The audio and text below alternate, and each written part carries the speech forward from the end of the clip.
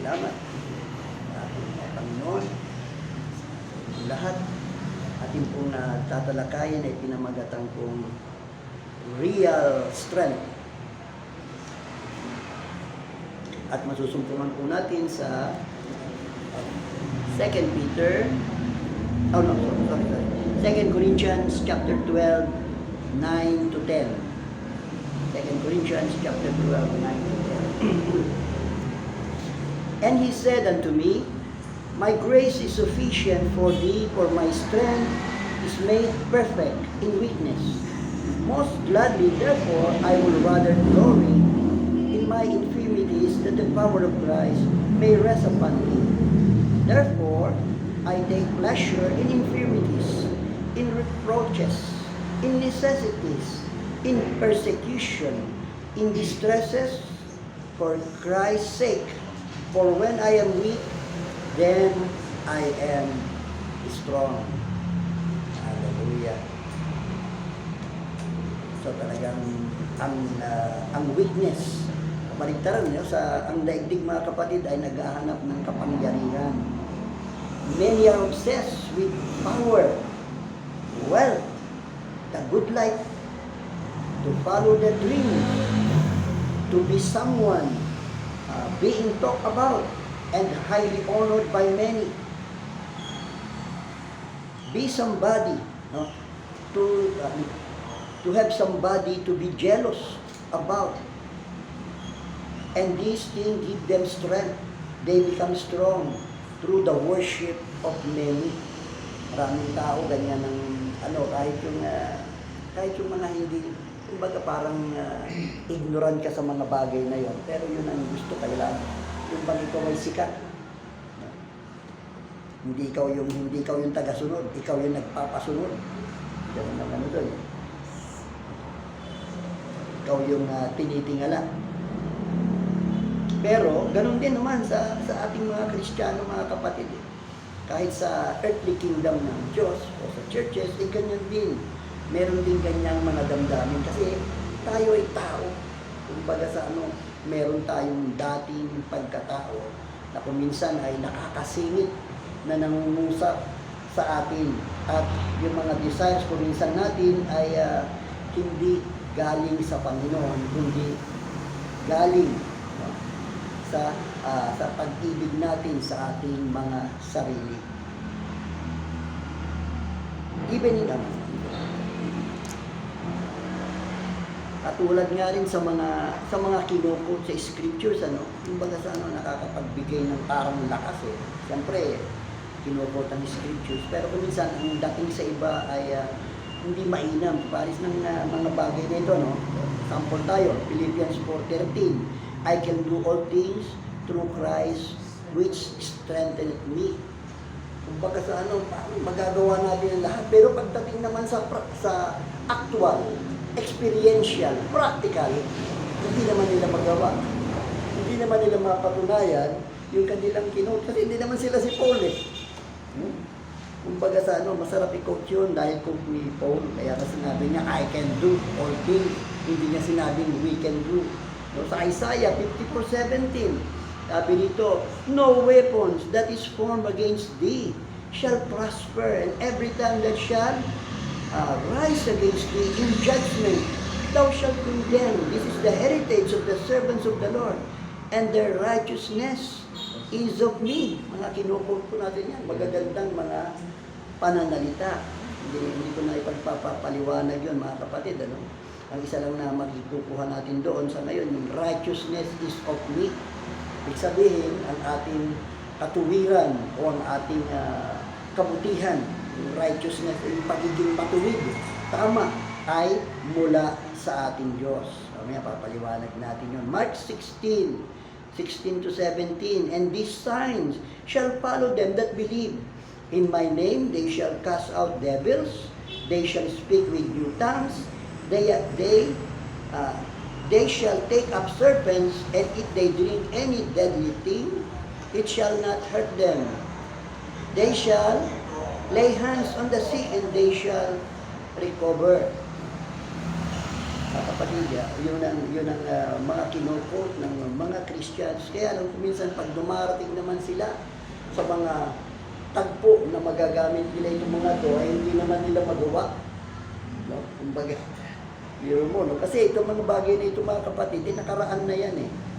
No? Kaya lang, hindi ko sinasabing hindi pwedeng mangyari ngayon. Pero ito, meron po itong tinatawag na meron kang babayaran. Hindi pera, kundi more prayer. Kinakailangan yung presence ni Lord ay makamit mo ng tuloy-tuloy, ng ika nga, para medyo magawa mo mga bagay na ito, hindi nga lang katulad ng mga apostles. Hindi ganun ang gagawin mo. Kasi silang kinausap ng Panginoon tungkol dito eh. Pero dahil nga tayo na ng palataya, pwede. Nasusubukan natin yan. Papagaling, lalo yung pagpapagaling sa may karamdaman. Nasusubukan natin yan. Kaya lang hindi parati. Minsan pachamba-chamba. Minsan merong hindi actually na gumagaling pero anong tawag dito? Nagiging panayad yung karamdaman. Dati, grabing nararamdaman sakit, pero pinag-pray mo, may sakit pa rin, pero panayad na. So, maganda na rin yun. Pero kung talagang gusto mong patunayan yan sa iyong sarili, pwede. Kaya lang sa ating kapanahunan, kinopot ito eh. Pero pag nakagat ng aso, takot na takot. Kala mo, mamamatay na. Diba mga kapatid? Pagka ganun ang attitude mo, hindi tatalab sa iyo yung mga pangako ng Diyos. Binanggit mo pa pagkatapos, hindi mo pala masusunod. Diba mga kapatid? Kaya mas maingat, sabihin mo na lang sa iyong sarili, yan ang mga pangako ng Diyos, pero hindi ko kaya yan. Ang Panginoon lang ang magagagawa niya. But where is the real power or strength belong? Kanino ba talagang kapangyarihan? Nasa atin ba? Sabi dito sa Psalms 84, verse 5, Blessed is the man whose strength is in thee. Pagpalain ang tao na ang lakas ay nasa iyo.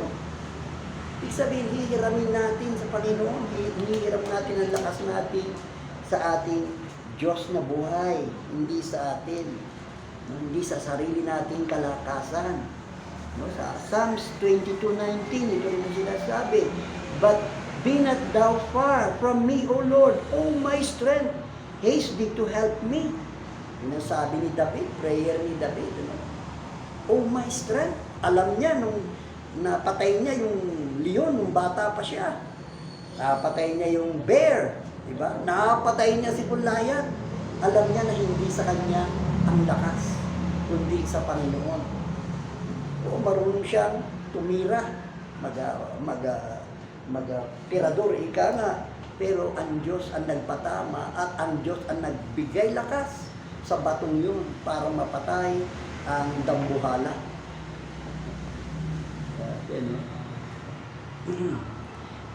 The psalmist speaks of the believer as without strength. The Lord Himself said to the believers in John 15:5, For without me, ye can do nothing. Diba mga kapatid, wala tayong lakas eh. Siya lang. Kumbaga, alisin na natin, kumbaga, yan ang problema sa marami kang marinig yan. Kasi nga, may nakita ko, nag-quote sa sa Facebook, nag-quote siya, sabi niya, I am, sabi niya, a Christian, baptized in the Spirit, full of the Spirit, sabi. Hindi lang baptized, kundi full of the Spirit. Claim niya yun, mga kapatid. Hallelujah. Sana totoo. At supportahan natin siya. Parang kanya lang, Pero yun, mga kapatid, may bayad talaga yun eh. Bayad mo dyan yung sarili mo. Pagsikap ka, manarangin kang lagi. Gawin mong malinis ang iyong isipan sa dugo ng Panginoon. Ang iyong sarili, gawin mong banal. Malinis sa lahat ng bagay, panlabas, lalo-lalo sa panloob. ay gawin natin malinis. At yun, tiyak, mangyayari sa'yo mga pangako ng Diyos. Pangako ng Diyos yan eh. Kaya lang, siyempre, kulang tayo sa dapat na ating ginagawa. No? Without me, sabi ng Panginoon, yung rendo natin. Sa ating buhay, kalimitan without Him. Kalimitan, tayo lang ang lumalakad eh. Di ba mga kapatid, karamihan, nakakalimutan ang Panginoon. Mababago natin ang mga attitude ngayon. Sabi pa nga po, sa Isaiah 40:17, all nations before Him are as nothing, and they are counted to Him less than nothing and vanity. Ang takin mo mga kapatid, ano?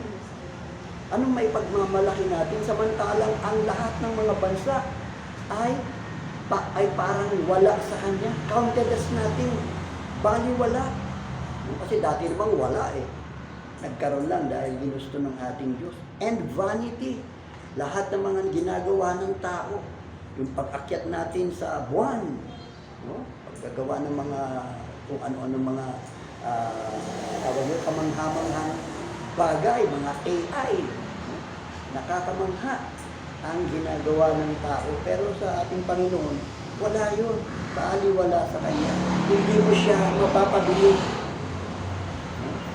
Kahit na. Ngayon sa ating kapanahunan, yung even among Christians, ano, ganyan, marami yan, na kung saan, ang parating binabanggit, pagka nakausap mo, kahit na hindi mo itanong, ang ano kagad, ang babanggitin yung kanyang mga nagawa o ginagawa. Meron kaming Bible study sa ganito, pag Miyerkules, meron kaming Bible study sa gano'n. Maganda naman, kaya mas maganda, hindi na niya sinabi. So, yung tagumpay niya, ay hindi niya alam siguro na ipagyayabang niya. Eh, bali wala naman sa Panginoon yun eh. Hindi niya hinahanap yun. Ang hinahanap niya sa atin, yung pagsunod natin sa Kanya. Yung pagmamahal, lalong-lalo na mga kapatid, unahin natin siya sa ating buhay. Kaya nga, inuutusan tayo na mananalangin lagi. Kakausapin natin ang ating Diyos araw-araw. Kung maaaring maya-maya, no? At yung ating buhay, yung ating spiritual life ay parating naka-focus sa Kanya. Mga babae, tignan mo yung mga kababaihan, di ba?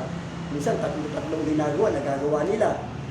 O bakit hindi mo magawa yung nasa isip mo ang Panginoon, sa puso mo siya, tapos habang gumagawa ka, pinakausap mo siya.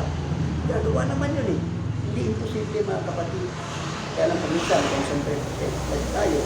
Pwede ka namang kahit nag-i-stroll ka, nasa isip ng Panginoon eh. Maliban lang kung hindi na maganda yung mga ini-scroll mo. All the marvelous things that Paul has done as an apostle in the service of his master, he no longer owns as if he has done nothing good. Kumbaga, binaliwala na ni Paul lahat ng na nagawa niyang mabuti para sa Panginoon. Kasi siya yung pinakamasipag na apostol eh. Diba? Anong sabi sa Isaiah 54:17? Our righteousness is of God. Where is boasting then? What you accomplish in God does it. Ang Diyos naman ang gumawa ng mga bagay na yun. But though God see us as nothing or without any strength, and He has no need of us, wala siyang pangangailangan sa atin, yet He loves us and has high regard, especially for the weak and the downcast. Mataas ang pagpapahalaga niya sa atin kahit tayo baliwala sa Kanya. Tingin niya sa atin, mas, alam mo yung butil ng buhangin, napakalit, di ba? Lalong-lalo na yung alikabok. Hindi mo na makita kung butil na lang eh. So, higit pa tayo doon. As natin tayo. Pero pinahalagahan niya tayo dahil tayo kanyang mga nilikha at nilikha niya sang-ayon sa kanyang wangis. Pero kung hindi natin papahalagahan yung ginawa niya para sa atin, wala rin tayo sa kanya. Mga kapatid. Sa Mateo, sabi dito, Mateo chapter 28, verse 29 to 30. Come unto me, sabi dito, all ye that labor and are heavy laden, and I will give you rest. Makikita mo dito, ang specific, ang tinatawag niya, mga nagpapagal at ang mga nabibigatan sa buhay. Yung mga taong magpapakamatay na. Yung mga taong, kumbaga, hirap na. Gusto nang tapusin ang kanilang buhay dahil wala na. Wala na silang pag-asa. Ito yung mga pinuutusan niyang lumapit sa kanya. Hindi yung mga matuwid, hindi sila na nabibigatan sa buhay. Sabi dito, take my yoke upon you and learn of me, for I am meek and lowly in heart. Yung pamatok niya. Makipamatok tayo sa kanya. Ibig sabihin, siya ay makikipamatok sa atin. Yung mga kabigatan natin, makikibuhat siya. And ye shall find rest for your souls. For my yoke is easy and my burden is light. Kumbaga yung cross natin sa araw-araw ng ating buhay ay makikibitbit ang Panginoon at mararamdaman mo, kung ibibigay mo sa Kanya, lahat ng mga suliranin mo sa buhay, mararamdaman mo, nagagaan ang pakiramdam mo at magiging masaya ka kahit naandyan pa ang mga suliranin yan. Dahil kasama mo ang Panginoon. Naglalakad kang kasama niya, nakipamatok siya sa iyo. At ang cross na binibitbit mo, hindi lamang ikaw ang bumibitbit. Siya yung mas higit na bumibitbit sa iyong kargahin. Kaya nga, cast your burden. Sabi niya, cast your burden upon the Lord. Diba?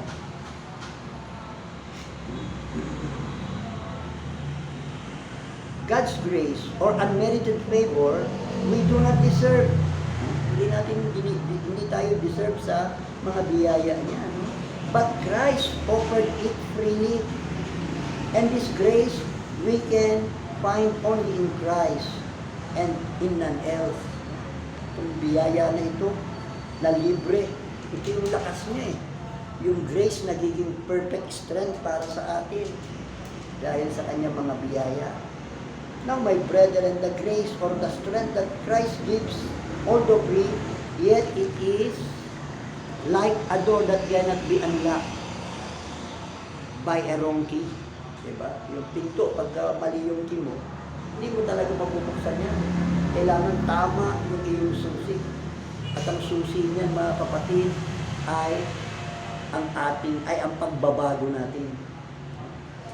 Magbigay na siya ng biyaya para tayo magbago, pero kung hindi natin gagamitin ang biyaya, nandyan na eh. Kaya na natin magbago at hindi pa rin natin ginamit, hindi natin ma-unlock yung higit na biyaya. Sabi nga po sa James chapter 4 verse 6, but He giveth more grace. Wherefore He saith, God resisteth the proud, but giveth grace unto the humble. Alam natin na wala tayong lakas. Hindi natin kayang magpakabuting mag-isa. Kahit sabihin mo pang, okay na ako ngayon, ilang araw na okay na ako ngayon. Darating na naman yung pagsubok, yung problema. Alam natin yan. May dumarating na problema. Maliban na nga lang kung tatakbo ka, ayaw mo ng problema, itatas. Kaya lang saan ka lang magpupunta, no? Lalo na kung problema, nasa bahay mo lang, o nasa tabi-tabi lang, nasa negosyo mo. Hindi ka makakatakas talaga. Pako ka doon. Pero, ang solusyon doon, buksan mo. Buksan mo ang pintuan ng biyaya ng Diyos. Lumapit ka sa Kanya. Maaalisin niya yung iyong kabigatan. Tiisin mo, mga kapatid. Kasi sandali lang yan eh.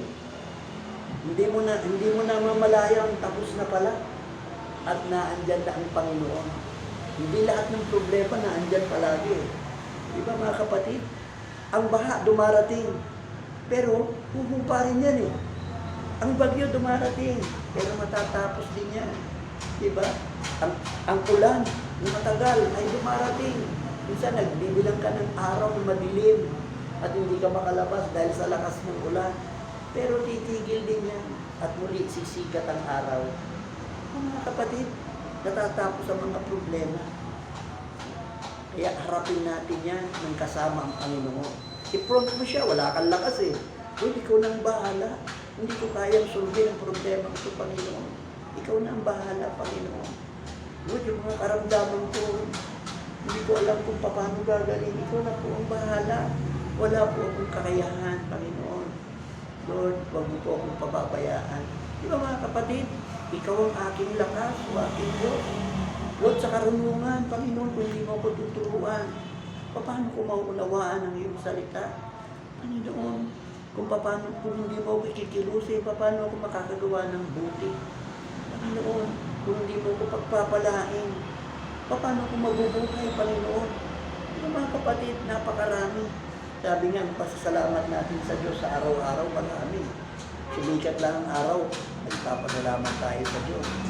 Dumating yung gabi, nakakapagpahinga tayo, lalo kung malamig, magpapasalamat tayo sa Panginoon. Bagaman, mas maganda magpasalamat din tayo, lalo higit sa mga kahirapan na dinadanas natin. Kapatid, yun ang gawin natin. At ang Diyos naman hindi umaalis eh. Naandyan siya, alalahanin nyo, heaven is my throne, and the earth is my footstool, sabi ng Diyos. What kind of house are you going to build for me? Kaya nasabi ni Solomon, yung tinayo niyang, kumbaga sa standard ng tao, malaki, maganda. Pero, pangalan lang ng Diyos ang nandun kasi hindi siya magkakasya doon. Mga kapatid. Hallelujah. Kaya, yun ang gawin natin sa ating buhay. Come unto me, sabi niya, bumalik tayo doon sa ating reading, mga kapatid, ano? Sabi rito, and he said unto me, my grace is sufficient for thee, for my strength is made perfect in weakness. So, sufficient yung grace niya. At yung grace niya ay yung kanyang lakas na binibigay sa atin. At nagiging perfect ito kung tayo ay mahina. Ibig sabihin, hindi na tayo gumagawa ng sarili natin sa pamamagitan ng sarili nating mga decision, kalakasan. Inuna na natin siya. At dahil doon, binibigyan niya tayo ng lakas para mapagtagumpayan ang ating mga pagsubok. Kaya nga sabi ni Paul dito, most gladly therefore I will rather glory in my infirmities, that the power of Christ may rest upon me. So yun na, ipagmamalaki ko. Pero mo, glory siya, magmamalaki siya. Masakit ang likod ko. Aray. Pero pagagalingin niya ng Panginoon. Diba? Ay, malusog ako. Healthy ako. May nararamdaman ka eh. Sabihin mo, may nararamdaman ka. Yung iba, gusto yung ang tawag dito. Meron na ng ganong teaching. Sabihin mo yung, kaya lang, positive. Hindi natin alam yung positive. Sila na lang. Ang alam natin, truth. Hindi positive o negative, truth. Alam din natin yun. Pero pag magsasalita tayo, dapat truth. Ang healthy mo, brother. Hindi naman. Pero meron din akong nararamdaman eh. Masakit nga yung dibdib ko eh. Hindi natin alam, baka mamaya, bukas makalawa, wala na ako. Ganon. Pero ang Diyos ang inaasahan natin. Kung nanaisin ng Panginoon na humaba ang aking buhay, why not? Diba? Yun na mga kapatid. Kahit na andyan pa yung mga sakit na yan. Eh, alam mo, importante kasi yung mga may nararamdaman tayo eh. Wag lang tayo magkakaroon ng mga problema dahil sa mga maling desisyon natin. Hindi natin pinag-pray, kaya nagkaroon tayo ng problema. Importante yan. Kasi pagka wala yung mga yan, eh nandiyan dumarating yung pagmamalaki. Pag meron kang kapatid na Christian na na lumapit, nahihirapan siya, marami siyang nararamdaman. Sabihin mo, yabang. Hindi ka kasi nananalangin. Marami ka agad eh. Kulang ka sa pananampalataya. Malakas siya. Pero kung mga may mararamdaman ka rin, hindi ko sasabihin yun. At bahala ng Panginoon sa atin, pare-pareho lang tayo may nararamdaman. Pagpasa Diyos natin ang lahat ng bagay. Di ba mga kapatid? Kaya yun ang pinagmamalaki ngayon ni Paul, yung mga nararamdaman niya, yung tinik sa laman na kanyang nararamdaman. No? Kaya sabi niya sa verse 10, sabi niya pala sa verse 9, no? Most gladly, masaya siya na ang kanyang ipagmamalaki ay yung kanyang nararamdaman. Iniiwan ka ng isang kapatid, o iniiwan ka ng mga kapatid, di ba? Dati marami Tapos biglang kumonte. Pagpasalamat sa Panginoon, may lahat ay may purpose. Kasi kung minsan, bakit tayo hindi binibigyan ng Diyos ng katagumpayan? Ano yan? Ang purpose niyan, hindi ang purpose ng Panginoon, pero isang pinaka-purpose dyan is para hindi ka magyabang. Kaya nga si Paul, makareceive siya ng maraming mga revelation sa Panginoon, anong ginawa agad sa kanya ng Panginoon. Hinayaan niya ang diablo na kumilos. Sinaktan kaagad si Paul para mawala yung damdamin niya ng pagmamalaki. Kaya nasabi niya sa verse 10, "Therefore I take pleasure in infirmities, in reproaches," sa Tagalog, yung mga kahihiyan o mga napapahiya siya, "in necessity," sa mga pangailangan, walang pera, walang pagkain, walang pambayad sa kuryente, naputulan ng tubig, diba? Ang dami. Distress. For Christ's sake, for when I am weak, then I am strong. Pag wala ka nang magawa talaga, doon ka magiging malakas. Amen? Ang Panginoon ang ating lakas. Sabihin nga natin, ang Panginoon ang ating lakas. Yan, tayo po ay umupo at madalangin. O aming Diyos at aming Ama, maraming salamat na kapiling ka namin at ikaw ay naandyan sa aming buhay, araw-araw, Panginoon. Piling po namin na tulungan mo po kami, Panginoon, na patuloy na maging mapagpakumbaba, O God, o kung kulang pa, Panginoon. Tulungan po kami katulad ng pangako mo, Diyos. At salamat po, Ama, Lord of God, sa biyaya ng Panginoong Jesucristo na kumikilos sa aming buhay, na kahit na ang aming mga katwiran ay nagmumula sa iyo, Diyos. Salamat po ng marami. Alam mo po ang mga sitwasyon namin ngayon, lalo dito sa aming bansa, Panginoon, ang pagmahal ng kuryente at ang tubig, Panginoon. O God, hindi mo nabibiglang tumataas, pero pasimple na kita ko, Panginoon, halos buwan-buwan may itinaas na paunti-unti. Panginoon, ikaw na pong bahala, O God. At yung bagaman hindi pa po natatapos yung gera sa Iran, Panginoon, pero salamat po na hindi naman sobrang tumataas ang gasolina, Panginoon.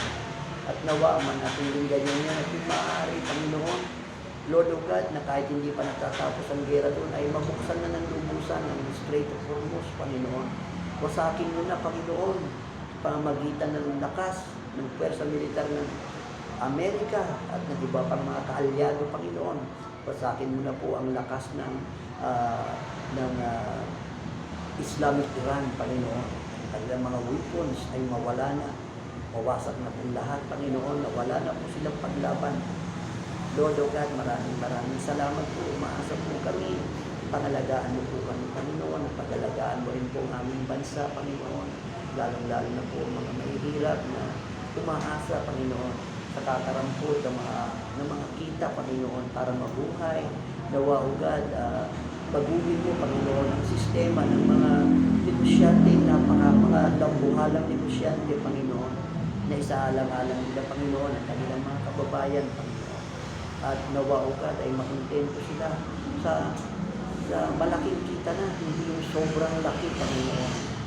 Lord, salamat po ng marami. Ikaw na po bahala sa aming Diyos.